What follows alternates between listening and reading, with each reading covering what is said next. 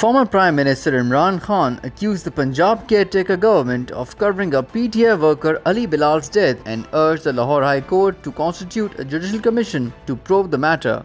Bilal, also known as Zille Shah, died while several others were injured and many picked up on 8 March as the caretaker Punjab government used force to block a rally called to launch the party's campaign for the 30th April elections in the province. Earlier today, Punjab IG Police Dr. Usman Anwar rejected allegations levelled by the PTI, blaming the provincial administration for the alleged custodial killing of Bilal, insisting the incident was purely a road accident case, which he said was unfortunately misinterpreted publicly. In his first televised address after the Lahore High Court revoked the ban on the PTI chairman's speeches, Imran hit back hard on the provincial authorities, terming the Punjab police as savages, saying that he could not believe what they did to a special person. तो मैं अपने कारकुनों को सबको आज कह रहा हूं, कल 2 बजे की तैयारी करें, मैं आपको लीड करूंगा और इंशाल्लाह मेरे लाहौर के लोग सारे निकलेंगे और इनको आज हम बताएंगे, कल इंशाल्लाह बताएंगे कि कौम खड़ी किधर है।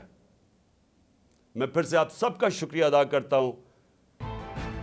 In its annual threat assessment, the US intelligence community has warned that heightened tensions between India and Pakistan could lead to a direct conflict between the two nuclear-armed nations, with the disputed valley of Kashmir listed as a potential flashpoint. The 40-page intelligence report presented to Congress this week was also discussed at a US State Department news briefing, where an Indian journalist asked if the US had raised this issue at last week's counterterrorism conference in Islamabad. Instead of revealing the contents of the counterterrorism meeting, spokesperson Ned Price defended Washington's decision to stay engaged with Islamabad on this and other issues. The State Department's response and the US threat assessment reflect Washington's new approach to the South Asian region. As the intelligence report shows, the US continues to see China as a major threat to its global interests and wants to keep India on its side in this conflict. But instead of focusing entirely on India, the new approach also recognizes Pakistan as a key regional player and signals Washington's intent to work with it on all major issues as far as it seems possible. In doing so, the US also acknowledges Pakistan's close relationship with China and is not asking Islamabad to choose between Beijing and Washington, as Mr. Price has been at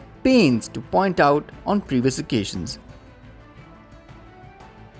Police in India have arrested 3 men in eastern Bihar state in connection with the death of a Muslim man who was attacked because he was suspected of carrying beef. The victim, Naseem Qureshi, 56, died earlier this week after being attacked by a mob on suspicion of carrying beef, the sale and consumption of which is restricted in some parts of the country by local governments. Cows are sacred in Hinduism, and there have been frequent attacks on those accused of killing them for meat or leather, predominantly people from the minority Muslim population or those on the lower rungs of India's ancient caste system. Hardline Hindu groups have been demanding a complete ban on cow slaughter across India. Self-styled Hindu cow vigilante groups have taken to enforcing the law themselves ever since Prime Minister Narendra Modi's Hindu national government came to power in 2014.